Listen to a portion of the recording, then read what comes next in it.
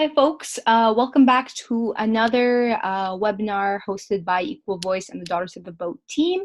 So the webinars, if you don't know already, are meant to help facilitate the process of the application process for you, as well as post initiatives. So we can get started. This webinar is going to be regarding budgeting and financing. Some of the things that we will cover today include expense guidelines, building your budget and navigating the application process, best practices for tracking spending through your projects, as well as guidelines surrounding gifts in kind and partnerships. And finally, as always, we will go through any frequently asked questions, and hopefully we can answer some of the questions you have today. Of course, if you still had questions after this webinar, which a lot of you would, then please feel free to reach out to your delegates coordinator or the Equal Voice team, and we would be happy to address some of your questions. Finally, if you are interested in seeing some of our previous webinars, please click here, and you might be able to have other questions answered as well. So we can start with an overview of the grant. So the grant is open to 2019 Daughters of the Vote delegates only. This means that if you took part in the Daughters of the Vote forum this year, then you are eligible for the grant. Each delegate is able to receive up to $1,000 in grant money for community-based projects. And you have the freedom to choose whether you do this project alone or with up to 5 other delegates. So the biggest advantage of working with other delegates, aside from sharing the workload, is you also get to pool your funds together. So if you were 5 people working on the project, then you would get a $5,000. If you were 2 people, then you'd get $2,000. And of course, if you're working alone, then you're only eligible for the $1,000. So although Equal Voice is a multi-partisan organization, we do want these projects and activities to be nonpartisan and to abide by the key principles of anti-oppression and anti-racism. So if you are more curious about that, then please feel free to refer to our second webinar, the one that took place before this one, just to have some of your questions answered about anti-oppression and anti-racism guidelines for this grant. So a lot of projects could vary depending on what you're passionate about and what you're looking to implement in your community. But the projects could range from advocacy and social change initiatives to events and initiatives advancing decolonization and Indigenous rights. Of course, this initiative is actually not a competition, so every 2019 delegate from Daughters of the Vote who applies for the grant is eligible to receive it as long as their project has been approved. As well, another source of support for you folks, aside from the EV team and the Daughters of the Vote team, is the mentorship program. So it's aimed to pair you up with a mentor who is interested in helping you implement your project and helping share their ideas or listening to your ideas. And it gives you that extra side of support. So if you haven't already applied for the grant, we do have 3 rounds. So you have to apply through a short proposal for your project, and you can get the form either through the DOV website or through the following form right here.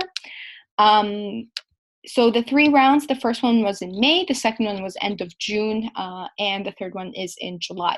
So make sure you do apply. A few things that we do have to cover include funding criteria and expenses. So the good news is that Equal Voice is very flexible on what you spend your grant money on, as long as it is mentioned and approved in your application.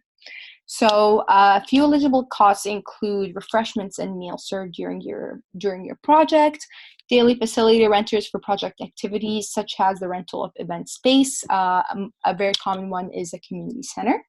Other costs could include local transportation costs like bus tickets or ferry tickets, as long as they're within Canada. as well as material supplies needed to carry out the project. So that could include anything from markers to shirts to posters, etc.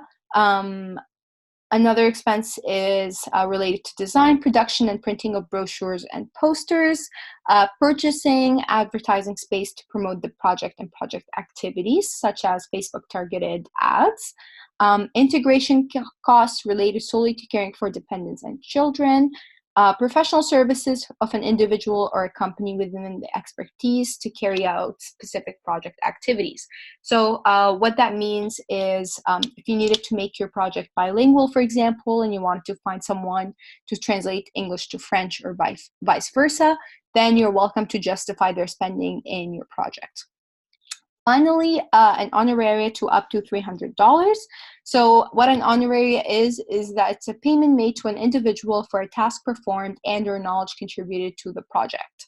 To answer a very common asked question, am I able to give myself an honoraria? And the answer is yes. So Equal Voice views these kind of projects as a way of unpaid, or as work. So we don't want you to be doing unpaid work if you don't want to. So you're welcome to give yourself a $300 honoraria. So funding criteria for expenses that are not eligible or ineligible. So the good news is this list is much, much shorter than the eligible criteria. So some of these things could include travel and other expenses incurred outside of Canada, as mentioned earlier, retroactive funds for activities that have already occurred.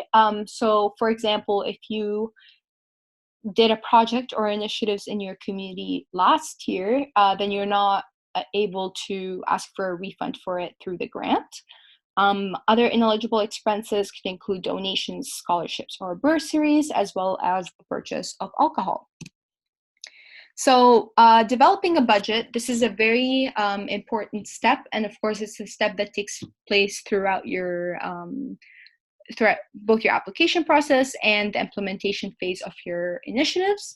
Of course, if you haven't done this before, then it could seem very intimidating, but hopefully after this webinar, you'd feel more comfortable doing it. So first steps, it's always a good idea to brainstorm all expenses, to walk yourself through the lifestyle of your project and list the items you'll need under each category. Make sure that your expenses are eligible. So make sure that you're not including alcohol in there, that you're not trying to invite people who are coming across Canada and you have to cover costs, etc. If there is an expense that you're not sure about, then you're always welcome to contact Equal Voice staff. You have to also be very realistic with your costs. You have to know what your exact costs are. If it's an event, make sure that you think about extra costs as well. So audio-visual rentals, landmark fees, taxes, etc. And if you need to build in any contingencies. So application process, we could break it down for you. So the budget template to fill out has 3 breakdowns: expense, category, and amount. A short description of each expense category is detailed on the grant application. So application process, here is a sample budget. So this is from a budget that one of the delegates submitted. Her project is a community art initiative. So as you can see, she has a venue in there, and then the category as facility rental. She has expenses, she has honorarium under honorarium. Bus tickets for participants. So she specified who the bus tickets are for, which would help. The more detailed those parts are, the easier and faster for us to approve your projects. So bus tickets for participants is put under local transportation. Supplies, again, they specified, so they said clay, paint, etc. And they placed it under category, and the list goes on. And after that, they put the amount to get to $1,000. So this is a good reminder to always be as clear and specific as possible when listing your expenses. That way it avoids the back and forth with your delegates coordinator, and they know exactly what you're talking about. And if you had any questions, of course, please do not hesitate to ask. So a few reminders when it comes to the budget process in your application. So the application process is there to help you build a solid proposal and ensure it meets the criteria and guidelines. Your project budget will be approved as part of the grants application process, as mentioned. You have to be clear and specific about listing your expenses. For example, instead of saying, just to go back here, this person said supplies, but they specified clay and paint instead of just staying at supplies. And to review the eligible expenses list carefully to make sure that you are not just spending money on things you're not supposed to be spending money on.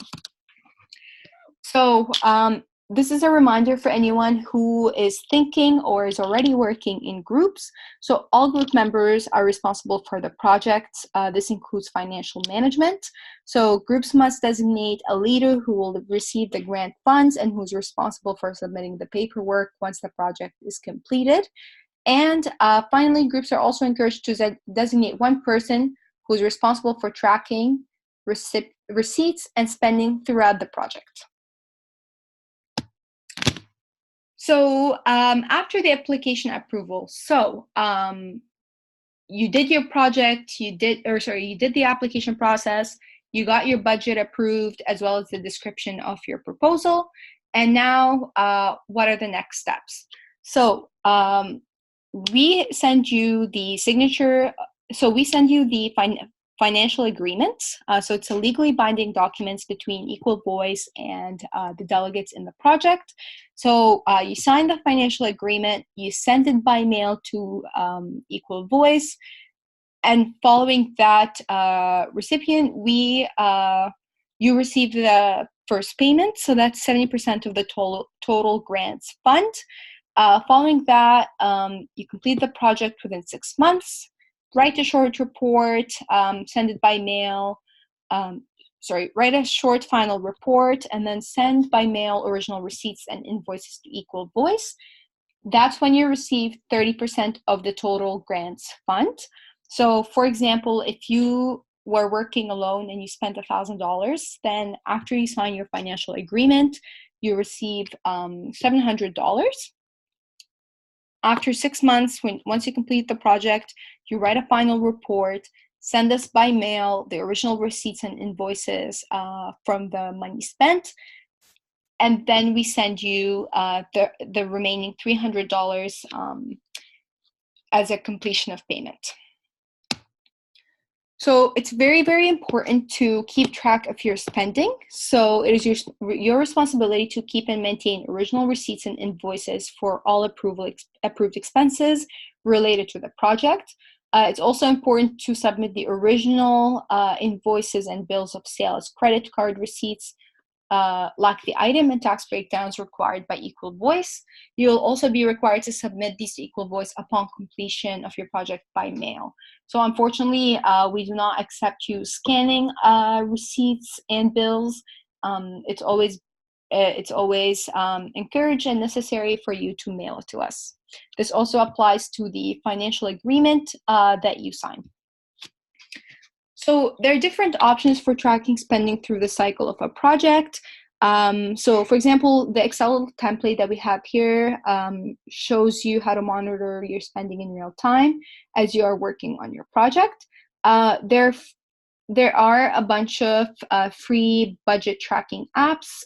So we found some for you, including BillGuard Money Tracker, Budget, Good Budget, which has a limit on categories you can add for free, LearnVest, Mint, Spending Tracker. So it would really depend on which one you prefer. Equal Voice does not have a preference. So as long as you're able to keep track of your budget, ideally in real time, then that will facilitate your billing of expenses to Equal Voice 6 months down the line. So gifts in kind and partnerships. So before you do your budget, it would be a good idea in order to save on costs to ask yourself if there are items that could be donated or discounted. For example, volunteers, venue, marketing, food. As a rule of thumb, if you are thinking of hosting an event at a university that you attend, chances are rooms and conference rooms could be donated to you by the university, which would help you avoid hundreds and hundreds of dollars of booking fees.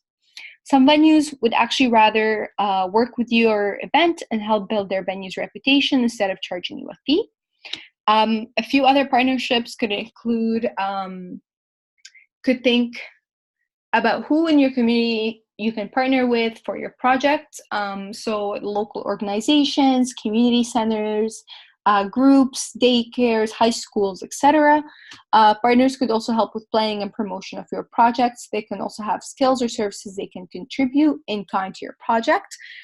So for example, if you're having an event in your high school, a lot of the time high schools will be able to send out promote your event through their newsletter or whatever to parents. Possible examples as well could include local women's organizations, local library, community centers, as mentioned, cultural centers, local elected representatives, and the like. So some other tips for gifts in kind of partnerships. So there's certain information that would be very helpful to share when making an ask for support.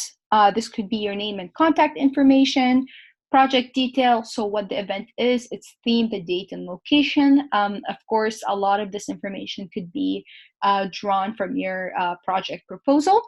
It's also important to emphasize what you're trying to achieve.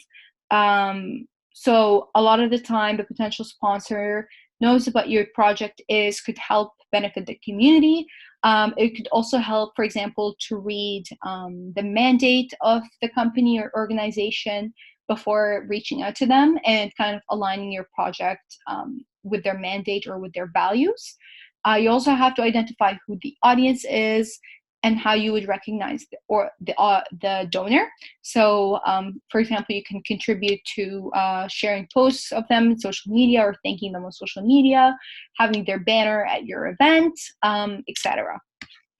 Of course, a lot of the time, these local communities, local community organizations and companies get hundreds and hundreds of proposals a month. So it's always good to keep it simple, keep it short and easy to read. Just to help you folks as well, we do have examples of sponsorships letters just right here. And they would help you kind of draft your letter and adopt it to fit your project. So finally, we've reached frequently asked questions. So what happens if I underspend grant funds? So for example, if you said that you needed $1,000 or $900 and ended up spending $700 or $900. So any unused grant funds must be returned to Equal Voice. However, this funding is designated for your projects and your leadership, so we encourage you to capitalize on this opportunity and spend all the funds designated. So a lot of the times we receive applications that only have $800 as the amount in total. We encourage you to kind of make sure that you are sure that you'll only be spending $800, because if you spend $900, then we can't reimburse you for the extra $100. What happens if I overspend grant funds? So you're responsible for financial management of your grants, as mentioned earlier.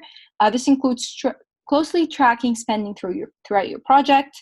However, of course, if there are mistakes that happen or oversight or excruciating circumstances, then you can contact Equal Voice staff and we can discuss options and next steps, case-to-case basis. Final question, can I make changes to my project budget once it's approved? Of course, this is possible. However, you'll need to get the approval from Equal Voice staff in writing, and expenses must be related to the project and fall within guidelines for eligible expenses.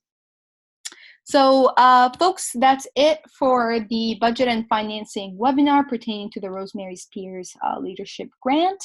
Of course, if you have any questions, do not hesitate to contact Equal Voice staff. You can either contact us at dov/hts@equalvoice.ca, or you can reach out to your coordinator. Another thing that's worth mentioning as well is there is a French webinar that is identical to this one. So if you are a French-speaking person, then you are welcome to look at the French version as well. We hope that we've answered most of your questions today and that things are a bit clearer. If they're not, of course, do not hesitate to reach out to us. Thank you very much.